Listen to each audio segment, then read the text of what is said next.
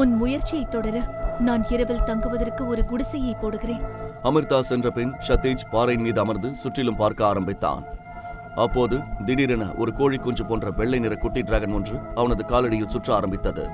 அதை பார்த்து சதீஷ் கூறினான், நீ ஏன் இன்னும் குழந்தைதான், ஓ உன் வாழ்க்கையை வாழ்.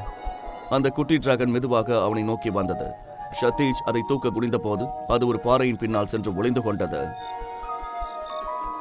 இதோ இந்த குட்டியும் ஓடிவிட்டது.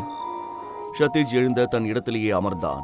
அது மீண்டும் அவனது காலடியில் நடுங்கிக் கொண்டே வந்தது. சோர்வடைந்த சதீஷ் அதே பாறையின் மீது படுத்து விட்டான். அவனுக்கு தூக்கம் வந்தது.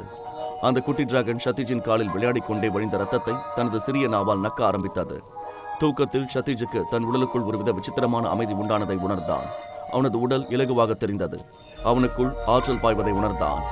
இது நடந்து கொண்டிருக்கும் போது அமிர்தா சதீஷின் காலருகே அந்த குட்டி டிராகன் ரத்தத்தை நக்குவதை கண்டாள். சதீஷ்!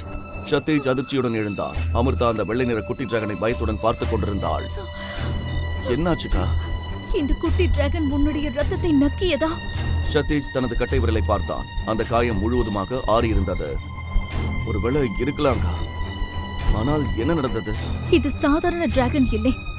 இந்த டிராகன் இனங்களில் இது மிகவும் உயர்ந்த வகையை சேர்ந்தது. சர்வ வல்லமை கொண்ட சோமன் டிராகன். சதீஷின் காலடியில் பூமி சரிந்தது போல இருந்தது. அவன் சாதாரண டிராகனை அடக்க வந்தவன். ஆனால் இப்போது அவனுக்கு முன் சோம் டிராகன் இருந்தது. முழு வீடியோவை பாக்கெட் FM தமிழ் யூடியூப் சேனலில் கண்டு மகிழுங்கள்.